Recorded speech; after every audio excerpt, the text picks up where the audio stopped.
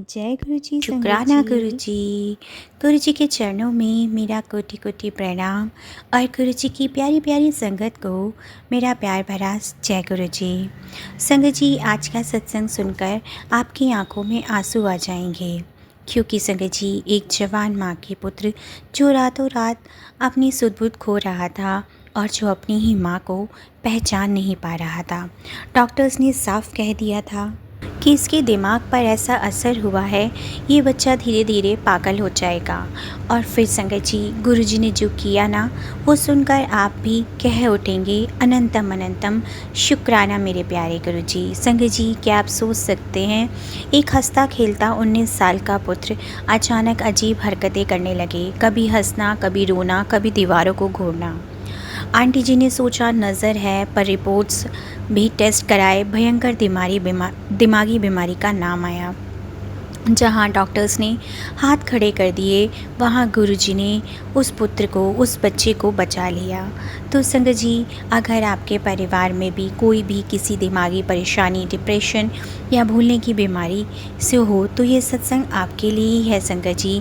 ये कोई कहानी नहीं है, ये एक ऐसा शुक्राना सत्संग है जिसमें गुरुजी ने मरते हुए दिमाग को नया जीवन दान दिया है। तो संगत जी, बिना किसी देरी किए हुए सत्संग का आरंभ हम गुरुजी के पावन मंत्र जाप से करेंगे। ओम नमः शिवाय, शिव जी सदा सहाय। ओम नमः शिवाय, गुरुजी सदा सहाय। संगत जी, ये सत्संग हमें व्हाट्सएप पर लिख कर आया है। जय गुरुजी संगत जी, शुक्राना गुरुजी। मैं गुरुजी की बेटी दिल्ली से बोल रही हूँ और मैं अपनी आइडेंटिटी रिवील नहीं करना चाहती। प्राची आंटी को भी मेरा प्यार भरा जय गुरु जी। संगत जी, मैं आज आपके साथ एक बहुत ही इमोशनल और ब्लेसिंग से भरा शुक्राना सत्संग शेयर करने जा रही हूँ। संगत जी, मेरे पुत्र के साथ जो हुआ वो सुनकर आपका भी दिल कांप जाएगा, पर गुरु जी की कृपा देखिए संगत जी, जहाँ साइंस हार मान लेती है, वहाँ गुरु जी का एक शब्द ही काफ़ी होता है। संगत जी, मैं आपको सबको सच बताना चाहूँगी कि मेरा बेटा एकदम होशियार, पढ़ाई में तेज़, सबका लाडला था। मेरे 2 बच्चे हैं संगत जी, और संगत जी मेरा बेटा 12th में 85% पास मार्क्स आए थे और अब कॉलेज के फर्स्ट ईयर में था। ना कोई बुरी संगत थी, ना कोई नशा, पता नहीं संगत जी, घर में हंसी मजाक करता, गुरुजी का नाम लेता, सब कुछ बिल्कुल नॉर्मल था संगत जी। संगत जी, मेरा बेटा तो बहुत गुरुजी को मानता था। हर मंडे जो होता है वो गुरुजी के दर्शन करने के लिए जाता था संगत जी।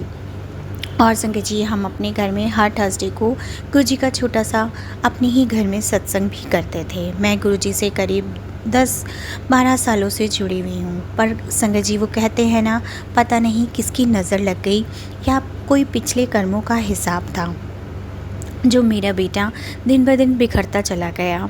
संगत जी, एक रात ऐसा हुआ कि मेरा पुत्र रात भर सोया ही नहीं, आंखें लाल, बार बार एक ही बात दोहरा रहा था। कभी बिना बात के हंस रहा था, कभी अचानक गुस्से में चीज़ें फेंक रहा था। मैंने पूछा, बेटा क्या हुआ? तो कहता है, माँ मुझे सब अजीब आवाज़ें सुनाई दे रही हैं, मुझे कुछ याद नहीं रहता। धीरे धीरे हालात इतने बिगड़ गए संगत जी कि वो अपने दोस्तों को पहचानना बंद कर दिया, अपना नाम तक भूलने लगा। कभी कपड़े उल्टे पहनता, कभी नहाना भूल जाता। संगत जी, मेरा शेर जैसा बेटा जो सबको संभालता था, वो एक छोटे बच्चे जैसा हो गया। मैं आपको क्या ही बताऊं, मेरा कलेजा फट रहा था। परिवार वाले समझे कि शायद कोई ऊपरी हवा है, किसी ने कुछ कर दिया है। किसी ने कहा काली क्रिया की, पर असली सच तो डॉक्टर्स के पास जाकर पता चला संगत जी। बड़े न्यूरोलॉजिस्ट को दिखाया गया। जब उसकी MRI हुई और EEG हुआ और ब्लड टेस्ट हुए, रिपोर्ट देखकर डॉक्टर्स ने हमें परिवार को अलग बुलाया और कहा कि देखिए, आपके बेटे के दिमाग में सर्व केमिकल इम्बैलेंस और एक्यूट साइकोसाइसिस, वायरल एंसेफेलाइटिस जैसी स्थिति बन गई है। इसके दिमाग की नसों में सूजन आ गई है और अगर दवाइयों ने असर नहीं किया तो इसकी याददाश्त, सोचने समझने की शक्ति, सब कुछ ख़त्म हो जाएगी। संगत जी, धीरे धीरे पागलपन की तरफ चला जाएगा। संगत जी, ये शब्द सुनते ही मेरे पैरों तले ज़मीन खिसक गई और हमारा परिवार बिल्कुल बिखर रहा था। डॉक्टर्स ने 4-5 बड़ी भारी दवाइयाँ लिख के दी, नींद की दवाई, दिमाग को शांत करने की दवाई, पर दवाई कहाँ कर पुत्र और ज़्यादा सुस्त और ज़्यादा खोया खोया रहने लगा था। चेहरे पर कोई भाव ही नहीं रहता, बस दीवारों को देखते रहता। संगत जी, मैं बस रात भर रोती रहती गुरुजी को स्वरूप के सामने और गुरुजी से बस यही कहती कि गुरुजी, मेरे पुत्र को आप बचा लो, ये आपका ही बच्चा है। संगत जी, वो कहते हैं ना कि गुरुजी अपने बच्चों की जो होती है संगत जी परीक्षा भी लेते हैं। गुरुजी देखते हैं कि हम उनके ऊपर कितना विश्वास रखते हैं। और संगत जी, अगर आप भी ये सत्संग को महसूस कर रहे हैं तो गुरुजी हर पल हमारे साथ हैं। तो संगत जी, मैं आप सबसे भी यही कहना चाहूँगी कि ये ब्लेसिंग को आप ज़रूर और संगत तक भी ज़रूर पहुँचाइएगा।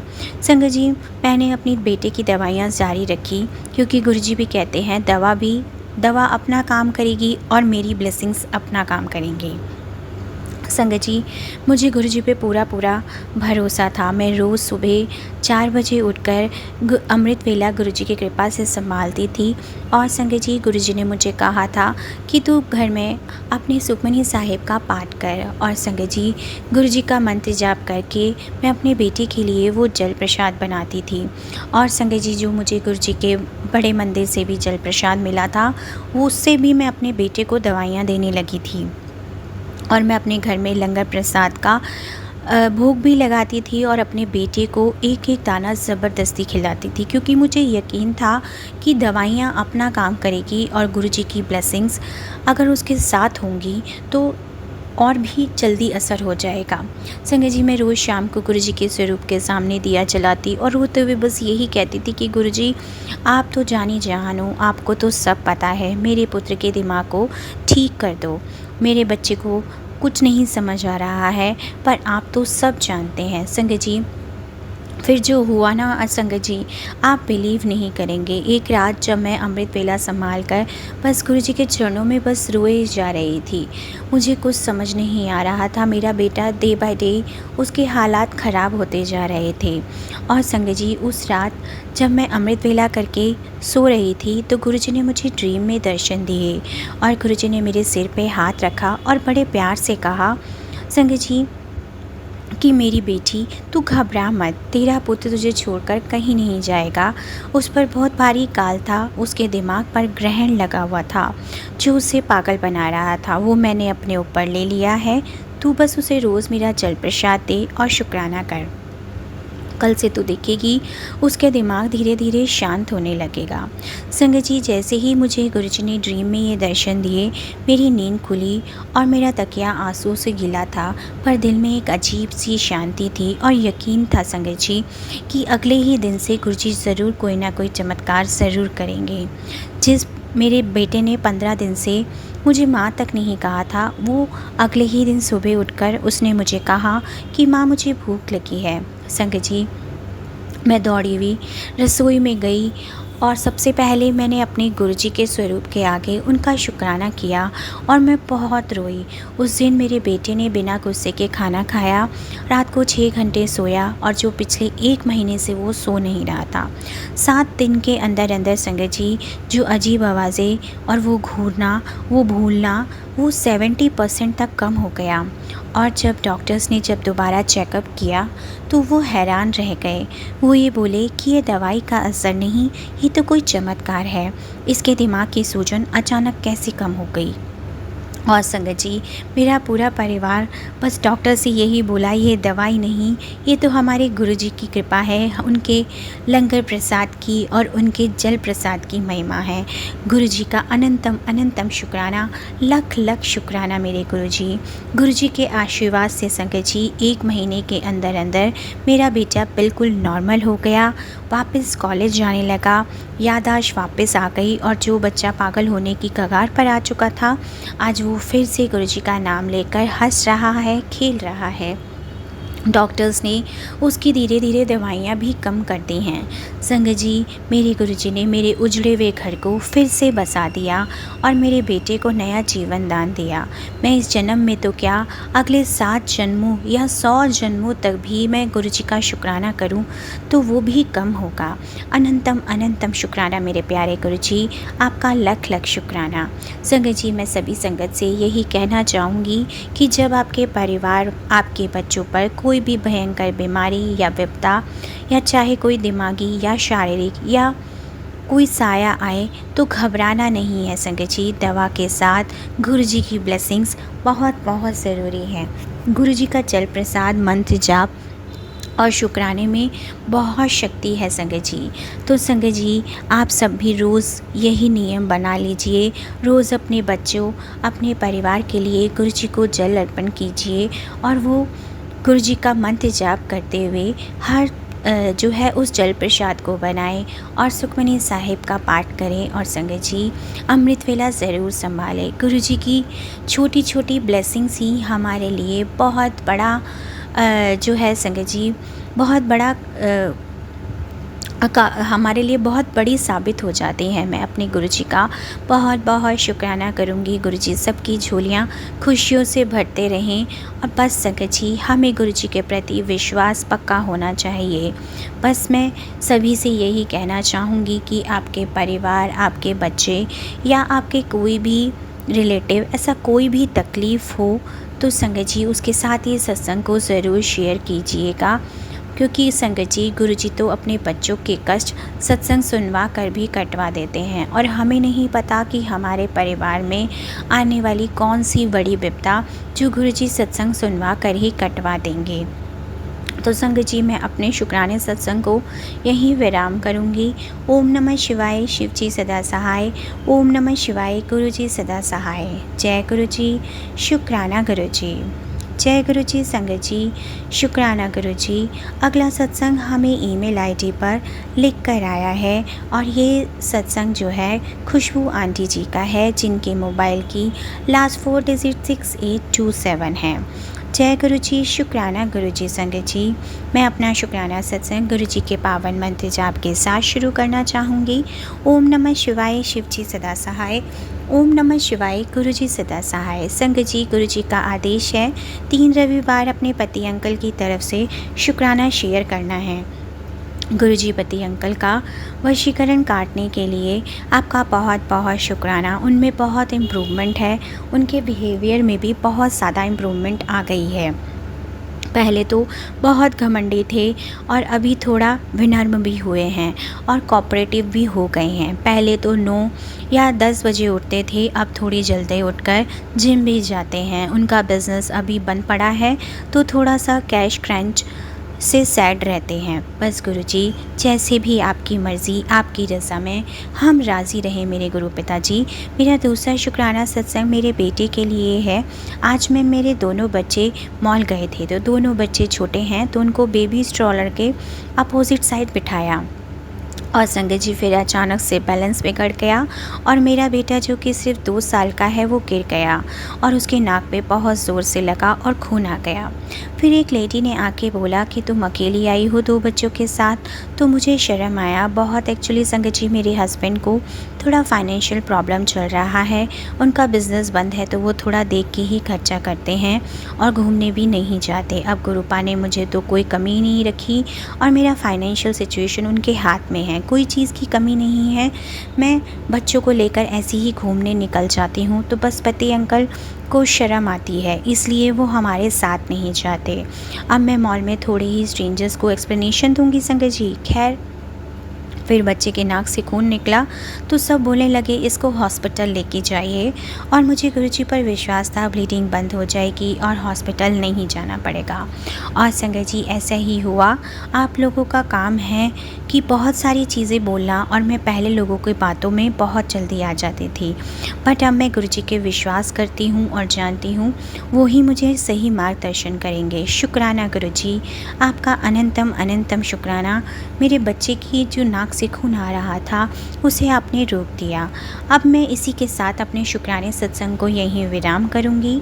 ओम नमः शिवाय, शिव जी सदा सहाय। ओम नमः शिवाय, गुरु जी सदा सहाय। जय गुरु जी, शुक्राना गुरु जी, अनंतम अनंतम शुक्राना गुरु जी। जय गुरु जी। संगत जी, शुक्राना गुरु जी। अगला सत्संग हमें व्हाट्सएप पर पेपर के रूप में लिखकर प्राप्त हुआ है। जय गुरु जी, शुक्राना गुरु जी। संगत जी, मैं गुरु जी की बेटी अपना शुक्राना सत्संग गुरु जी के महामंत्र जाप से शुरू करती हूँ। बोलने में अगर कोई गलती हो तो मुझे माफ़ कीजिएगा संगत जी। ओम नमः शिवाय, शिव जी सदा सहाय। ओम नमः शिवाय, गुरु जी सदा सहाय। संगत जी, आप सभी गुरु संगत को इस सावन के महीने और आज सावन के चौथे सोमवार आप सभी को बहुत बहुत बधाई। गुरुपा आपका भी सावन महीने की बहुत बहुत बधाई। संगत जी, अभी रक्षाबंधन आने वाला है और सभी संगत को राखी की भी बहुत बहुत बधाई। गुरुपा आपको भी रक्षाबंधन की बहुत बधाई। मेरे माता पिता, भाई बहन, बंधु सखा सब आप ही हैं। मेरा मायका बड़ा मंदिर, मुझे बुला लीजिए। संगत जी, गुरु जी का मैसेज आया था कि तेरे घर का चिराग बुझने वाला है, पर मैंने अपनी सांसें देकर उसे रोशन किया है। कष्ट कटवाने के लिए आपका अनंतम अनंतम शुक्राना, बहुत बहुत शुक्राना। आपने मेरी बेटे की सांसें नहीं थमने दी और मुझे भी सांसें दी हैं। मेरा एक ही बेटा है और मेरी एक ही बेटी है। संगत जी, वह बुरी गंदी औरत मेरे बच्चों पर मारन क्रिया, तांत्रिक क्रिया, जादू टोना सब कुछ करवाती है। मेरे मालिक, मेरे दाता, मेरे भोलेनाथ, आपका कोटि कोटि शुक्राना, लख लख शुक्राना। हमें सत्संग और भजन सुनवा कर हमारे कष्टों को कटाने के लिए आपका बहुत बहुत शुक्राना। संगत जी, उस औरत पर गुरुजी पलटवार भी करते हैं और वह औरत बाज नहीं आ रही। संगत जी, गुरुजी मैसेज देते हैं कि पुत्र, तेरी वजह से मैं बहुत कष्ट में हूँ, जल्दी सत्संग सुन। और संगत जी, गुरुपा हमारे कष्टों को अपने ऊपर भी ले लेते हैं। मुझे माफ़ करिएगा गुरुपा, आप अपना भी ख्याल रखिएगा। जाने अनजाने में मुझसे जो भी गलतियाँ हुई हों उसके लिए मैं दिल से माफ़ी मांगती हूँ और सभी देवी देवताओं से भी माफ़ी मांगती हूँ। मेरे मायके और ससुराल और पितृगण, मेरे बाल पितृगण, आप सभी को मैं कोटि कोटि बार माफ़ी मांगती हूँ। मुझे माफ़ कीजिएगा। संगत जी, गुरुजी हर वक्त मुझे 77777 की ब्लेसिंग्स भी देते हैं। शुक्राना गुरुजी। अब मैं अपने सत्संग को यहीं विराम करूँगी और प्राची आंटी को भी बहुत शुक्राना जो मेरे सत्संग को सारी संगत के साथ शेयर करेंगी। ओम नमः शिवाय, शिव जी सदा सहाय। ओम नमः शिवाय, गुरुजी सदा सहाय। जय गुरुजी, शुक्राना गुरुजी, अनंतम अनंतम शुक्राना गुरुजी। जय गुरुजी। संगत जी, शुक्राना गुरुजी। अगला सत्संग हमें व्हाट्सएप पर पेपर के रूप में प्राप्त हुआ है। जय गुरुजी, शुक्राना गुरुजी। हर पल, हर घड़ी, हर वेले का शुक्राना, अनंतम अनंतम शुक्राना मेरे महादेव, आपका बहुत बहुत शुक्राना। ओम नमः शिवाय, शिव जी सदा सहाय। ओम नमः शिवाय, गुरुजी सदा सहाय। जय गुरुजी, शुक्राना गुरुजी। संगत जी, गुरुजी के आशीर्वाद से आज मैं शुक्राना सत्संग शेयर कर रही हूँ। मेरे महादेव, आपका बहुत शुक्राना, मुझे ये सेवा करने देने का मौका दिया। जितना शुक्राना करूँ उतना कम है। मेरे गुरुपा, आपके आशीर्वाद से अब सब कुछ ठीक ठाक चल रहा है। मेरी ज़िंदगी को आपने संभाल लिया है। दुकान के शुरू से लेके अब तक सारा काम आपकी कृपा से सब ठीक हो गया है। आपका बहुत बहुत शुक्राना। आपने मेरे बच्चे की बहुत सहायता की, उसके लिए भी आपका बहुत बहुत शुक्राना। नहीं तो वह सब कुछ कैसे कर पाता। आपने बहुत मदद की है। सब कुछ टाइम पे अरेंज करा दिया, एक एक करके सारे काम हो गए। ये सब आपकी कृपा से ही हो पाया है। मुझे बहुत टेंशन थी कि सब कुछ कैसे होगा, पर आप तो सब कुछ संभव कर देते हैं। शुक्राना मेरे प्यारे गुरुजी, आपका बहुत बहुत शुक्राना। आपने मेरी बेटी की भी जॉब लगवा दी, इसके लिए भी बहुत शुक्राना।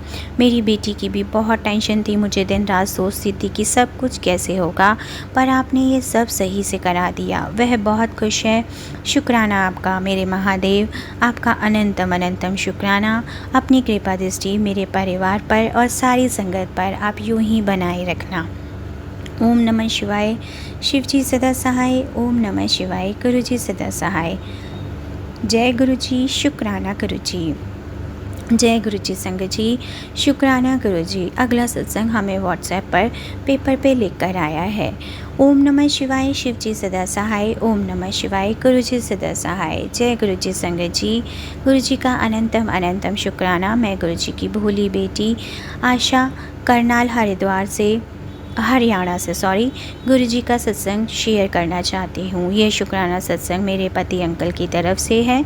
गुरुजी ने उनकी हर पल रक्षा की है, हर बीमारी से उनकी रक्षा की है, अच्छा स्वास्थ्य प्रदान किया है। उनकी दर्द बाजू का दर्द और टांग का दर्द भी गुरुजी ने जल प्रसाद से ठीक कर दिया है।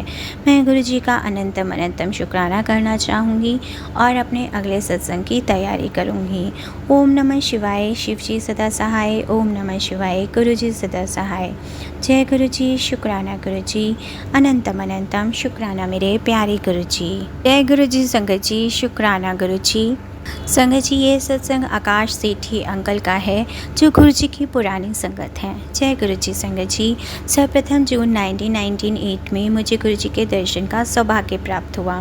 मेरे मामा जी गुरुजी द्वारा अपने हृदय रोग के चमत्कारिक निवारण के संबंध में उनके बारे में चर्चा करते रहे थे। मेरे मामा जी को उनके हृदय रोग विशेषज्ञों ने अतिशीघ्र बाईपास शल्य क्रिया का सुझाव दिया था। अपने आप को मानसिक रूप से तत्पर कर वह गुरुजी का आशीर्वाद लेने गए। गुरुजी ने अपने पास बिठाकर उनको अपने पांव दबाने को कहा और फिर उनसे उनके स्वास्थ्य के बारे में प्रश्न किया। मामा जी ने उन्हें उत्तर दिया और प्रस्थान करने की आज्ञा मांगकर उनको होने वाली शल्य क्रिया की सफलता के लिए कृपा बनाए रखने को आग्रह किया। गुरुजी बोले कि उन्होंने बाईपास कर दिया है और यह मामा जी जैसे श्रद्धालुओं के लिए विश्वास करना कठिन था, पर उन्हें प्रसन्नता थी कि गुरुजी ने उन्हें धन्य कर दिया। अगले दिन प्रातः मामा जी प्रवेश पूर्व परीक्षणों के लिए हॉस्पिटल गए। परिणाम के अनुसार उनका हृदय ठीक प्रकार से कार्य कर रहा था। हृदय रोग विशेषज्ञों के निष्कर्ष के अनुसार उनकी अच्छी निद्रा के कारण परिणाम सही थे। उन्होंने मामा जी को एक अन्य प्रयोगशाला से परीक्षण करवाने को कहा। पुनः जब वही फल आए तो डॉक्टर्स अचंभे में पड़ गए। तब मामा जी ने पूर्व रात गुरुजी का प्रसंग सुनाया तो डॉक्टर्स को गुरुजी के दिव्य हस्तक्षेप पर चुप्पी साधने के अतिरिक्त कोई स्पष्टीकरण नहीं सोचा। यद्यपि अब मुझे गुरुजी के प्रभाव के बारे में ज्ञान था।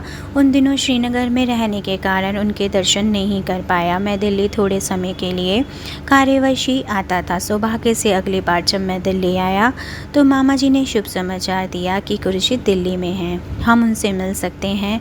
और उसी संध्या को हम एम्पायर स्टेट चले गए। हमारे पहुँचने तक बहुत देर हो गई थी।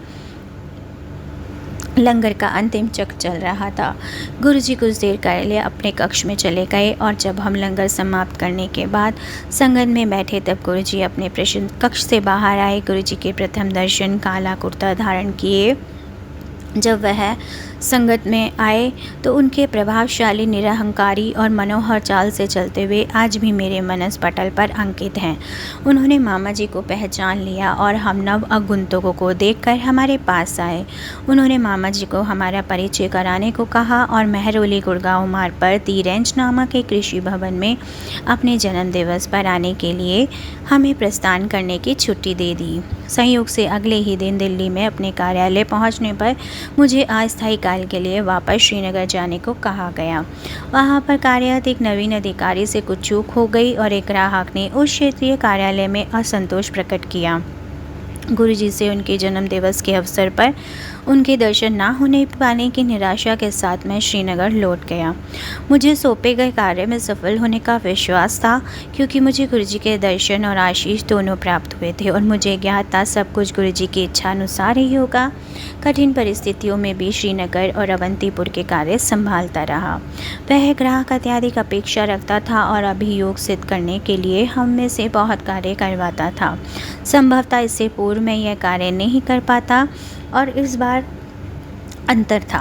मेरे पास एक आश्रय था और कठिन काल में मैं उनको याद करता था। अंततः एक मासोपरांत उस ग्राहक ने मुझे अपने कार्यालय में बुलाया। उसने मेरे समक्ष क्षेत्रीय कार्यालय में फ़ोन किया और मेरे द्वारा दी गई उच्च स्तरीय सेवाओं की अति प्रशंसा करी। उसने अपना अभियोग भी वापस लिया और मुझे प्रशंसा पत्र भी मिला और मुझे पता था इसका कर्ता कौन है। गुरुजी के पुनः दर्शन होने की उत्सुकता सहित मैं दिल्ली वापस आ गया।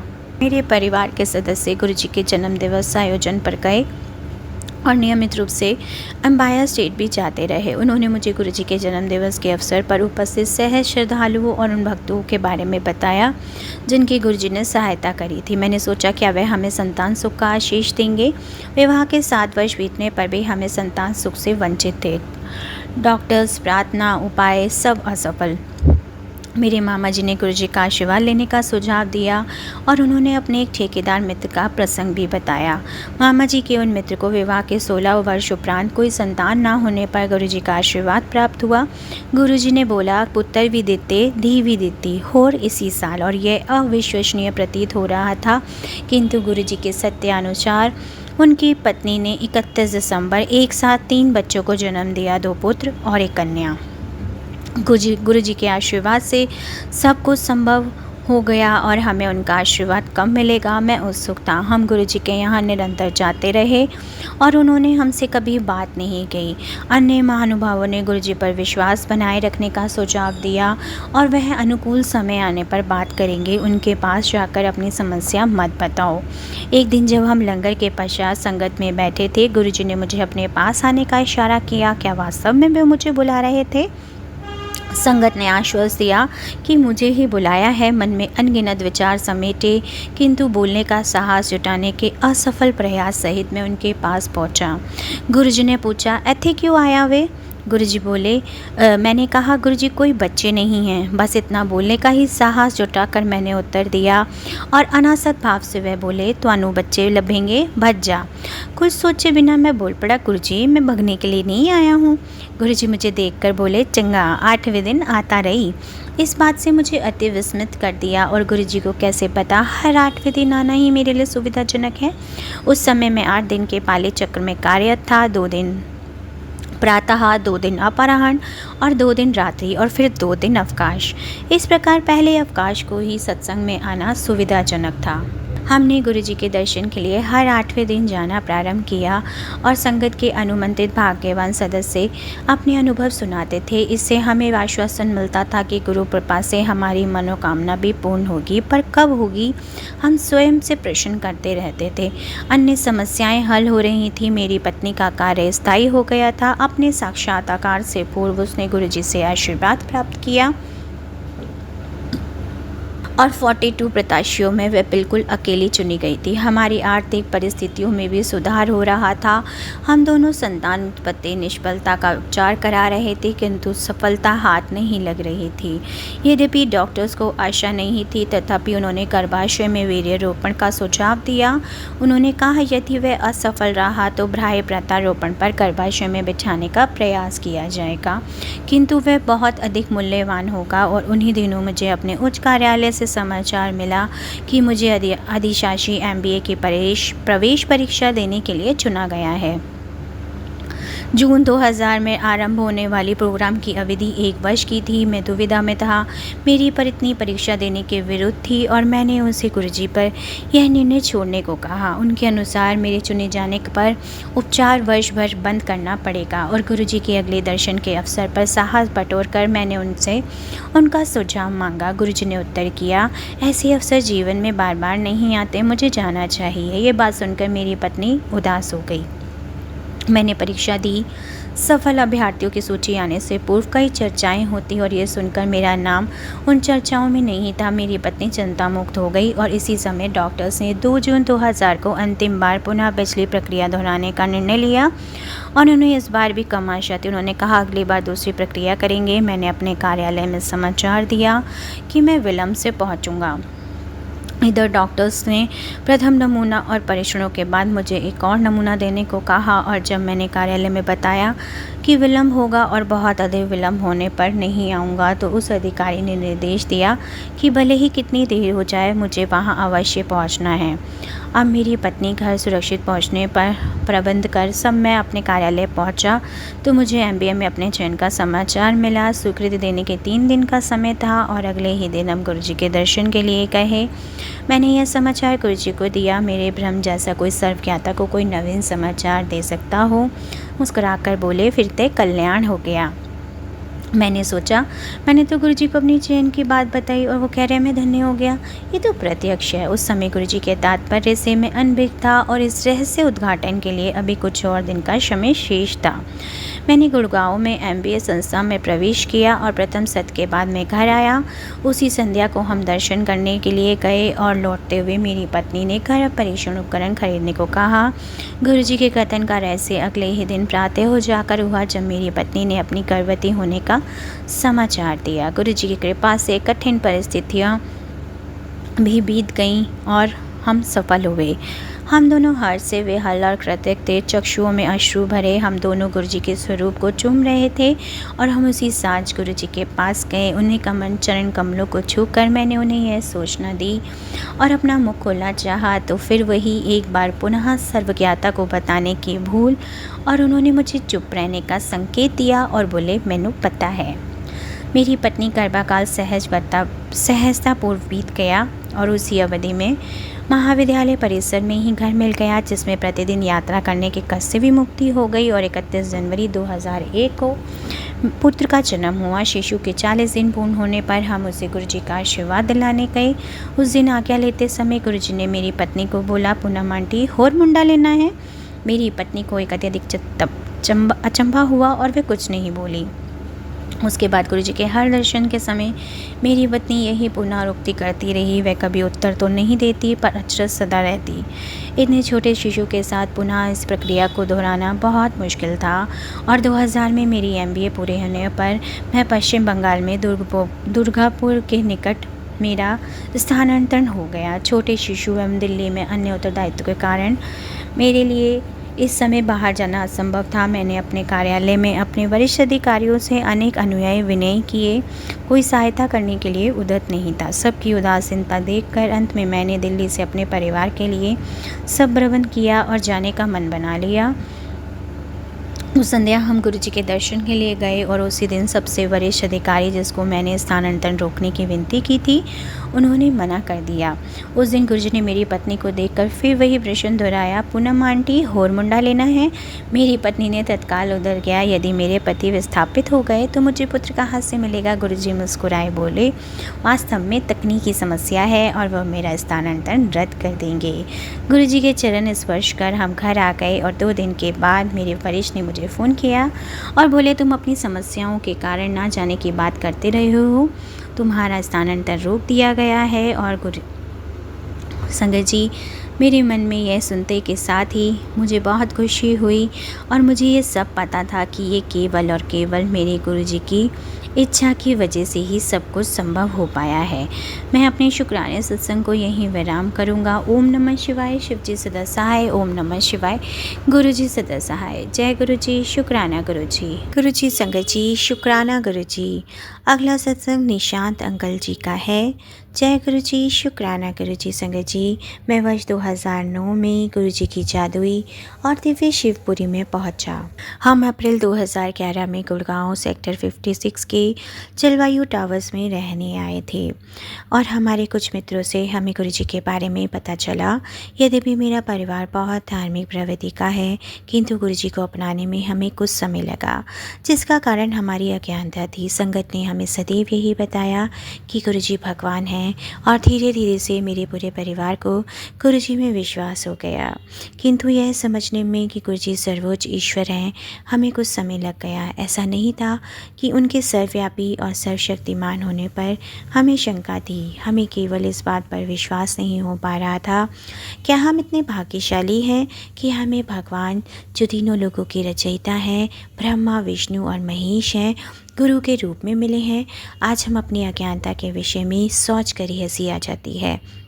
गुरु जी की कृपा बेअनंत है और बस यही सच है। उनके आशीर्वाद के सागर से हम बस एक छोटी सी नदी जितना ही ले पाते हैं और उनकी कृपा को एक तालाब जितना समझ पाते हैं।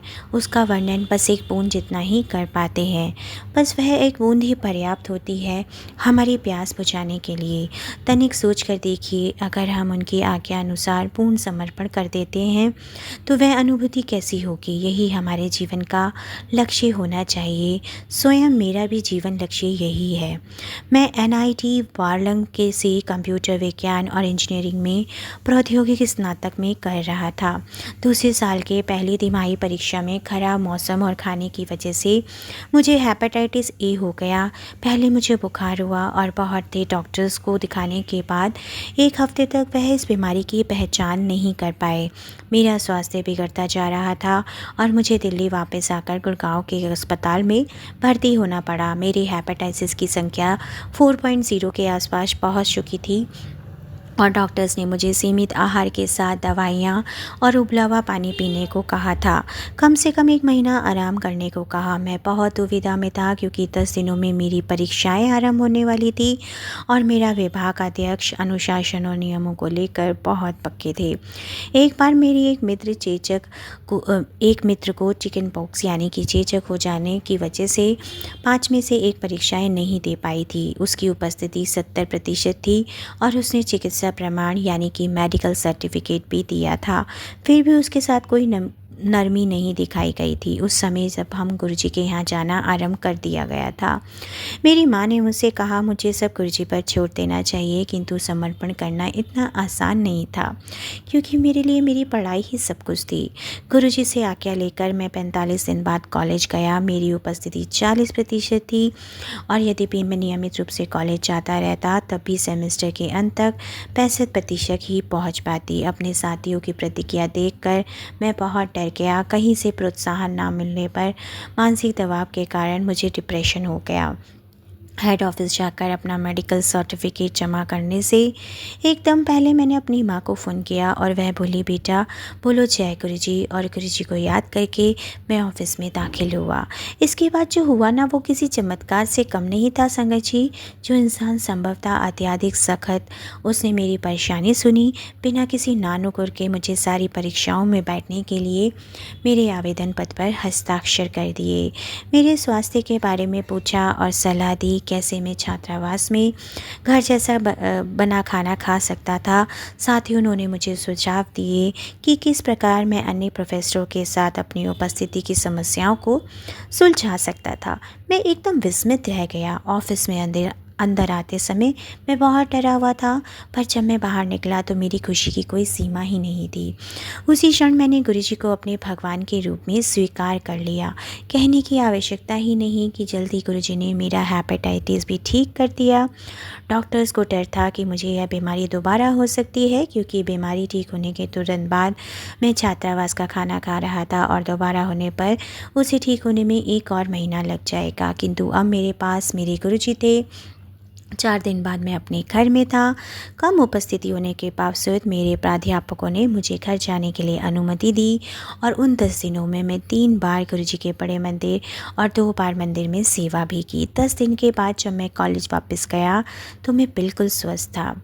विश्वविद्यालयों में छात्रों को लेकर ना कोई समस्या ही रहती है संगत जी। ना चाहते हुए भी मैं एक ऐसी स्थिति में फंस गया।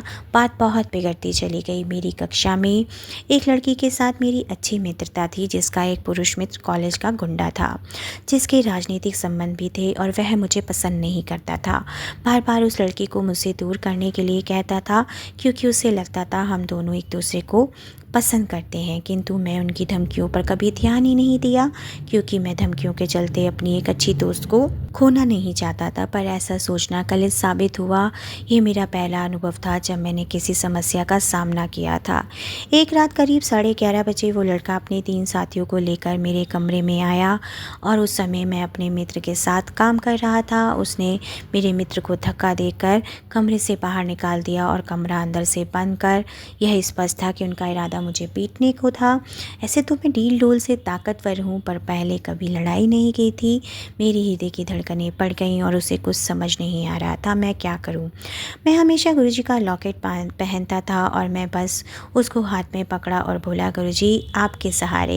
पहले तो वो लोग मुझे गालियाँ दे रहे थे। उसी समय दरवाजे पर कोई आया और हमारा एक मित्र फिरोज़ था। निसंदेह मेरा पहला मित्र उसके कमरे में गया था, क्योंकि वही सबसे पास रहता था। और कुछ ही मिनटों में संगत जी सब लोग इकट्ठे हो गए और संगत जी सब कमरे से बिल्कुल चुपचाप बाहर निकल गए। ये किसी भी चमत्कार से कम नहीं था। यह घटना एक स्पष्ट उदाहरण थी कि जब हम गुरुजी को पूरी तरह से समर्पण कर देते हैं, वह कैसे हमारा ध्यान रखते हैं और हमारी मांगें बिना ही पूरी कर देते हैं। वह हमारा आने वाला कल देखकर हमें अनजाने खतरों से हमेशा सुरक्षित ही रखते हैं। अपने विश्वविद्यालय के अगले सत्र तक मैं गुरुजी और बड़े मंदिर को इतना पसंद करने लगा था कि मैं बस पूरे समय उन्हें ही याद करता था। मैं नियमित गुरुजी का ग्रंथ पढ़ता, गुरुजी के स्वरूप से बातें करता और दक्षिण भारत में पढ़ाई होने के कारण 3-4 महीनों में ही घर जा पाता था, जिसमें बड़े मंदिर और समाधि स्थल जाने की मेरी चाह निरंतर बढ़ती जा रही थी। मैंने गुरुजी के शारीरिक रूप से कभी दर्शन नहीं किए, किंतु अपने मन के मंदिर में गुरुजी को बड़े मंदिर के रूप में ही देखता था। एक रात मैं बहुत उदास था। मैंने गुरुजी के पावन ग्रंथ से कुछ सत्संग पढ़ने लगा और यह सोचकर कि शायद उनमें से कुछ मेरे प्रश्नों का जवाब होगा, मेरे दुख दूर हो जाएंगे, किंतु ऐसा कुछ भी नहीं हुआ। मैंने गुरुजी के स्वरूप के आगे हाथ पकड़कर रोने लगा और जल्दी मुझे नींद आ गई। मैंने सपने में देखा कि मैं बड़े मंदिर के मुख्य द्वार के सामने खड़ा हूँ। मैंने एक सफ़ेद कमीज़ पहनी है और मैंने कभी वारलंग से खरीदी थी, जिसे मैं अभी तक घर नहीं लेके गया था। मैंने गुरुजी को अपने पीछे आते देखा, किंतु वे चल नहीं रहे थे बल्कि हवा में उड़ रहे थे। उन्होंने सफ़ेद रंग का सुंदर चोला पहना हुआ था, जिस पर दृष्टि पड़ते ही मन को अपार शांति का अनुभव हो रहा था। उन्होंने मेरा हाथ पकड़ा और लेकिन ना जाने क्यों मैं सपने में बिल्कुल आश्चर्यचकित नहीं हुआ। गुरुजी मुझे समाधि, मुख्य कक्ष, कुटिया, रसोई घर, बगीचे और मंदिर की हर जगह पर लेके गए और एक एक जगह के बारे में बता रहे थे। करीब 1 घंटे बाद वह बोले, अब वापस जाने का समय आ गया है और हम मुख्य द्वार पर पहुँचे। मैंने उनके चरण कमलों में शीश झुकाया और जब मैंने उठकर उनकी ओर देखा तो वह मुस्कुरा रहे थे और हवा में अंतर्ध्यान हो गए। गुरुजी का इतना प्यारा सुंदर जो स्वरूप था संगत जी, वो मेरे लिए मानो ऐसा था जैसे वहाँ इतनी रोशनी थी कि हज़ारों सूरज एक साथ निकल आए हो। बहुत ही सुखद और बहुत ही शांतिप्रद था। गुरुजी सर्वोच्च हैं, वो हमारे लिए जो करते हैं उसके बदले हम उनके लिए कुछ नहीं कर सकते। जो मैंने समझा, हम अगर उनके लिए कुछ कर भी सकते हैं तो बिना किसी शर्त के उन्हें प्यार, हमेशा खुश रहें, उनकी आज्ञा का सदैव पालन करें, औरों के काम आए, सेवा करें और अपना मन साफ रखें। आरंभ में बड़े मंदिर जाने से पहले मैं सूची तैयार कर लिया करता था कि गुरुजी से क्या मांगना है, पर कुछ मांग ही नहीं पाता था। फिर मुझे आभास हुआ कि उनसे मांगकर हम अपनी खुशियाँ और आशीर्वाद कम कर लेते हैं। गुरुजी ने हमारे लिए सोच कर रखा हुआ होता है, इसलिए हमेशा याद रखना चाहिए, मांगो नहीं मनो। गुरुजी से मेरी यही प्रार्थना है, हम सब सदा उनके चरण कमलों में रहे, क्योंकि जैसे कि सारी संगत जाती है, चरणादि मौज बढ़े। ओम नमः शिवाय, शिवजी सदा सहाय। ओम नमः शिवाय, गुरुजी सदा सहाय। जय गुरुजी, शुक्राना गुरुजी। जय गुरुजी संगत जी, शुक्राना गुरुजी। हम सत्संग का अंत आज गुरुजी के पावन मंत्र जाप के साथ करते हैं। ओम नमः शिवाय, शिवजी सदा सहाय। ओम नमः शिवाय, गुरुजी सदा सहाय। अपने प्यारे प्यारे सत्संग आप हमें यूं ही व्हाट्सएप और ईमेल आईडी पर लिख कर भेजते रहिए। गुरुजी का बहुत बहुत शुक्राना है कि उन्होंने हमें ये सत्संग सेवा बख्शी है संगत जी, और मैं अपने गुरुजी की वडियाई अपने मुख से कर सकती हूँ, ये मेरा बहुत बहुत बड़ा सौभाग्य है। जय गुरुजी, शुक्राना गुरुजी, अनंतम अनंतम शुक्राना मेरे प्यारे गुरुजी।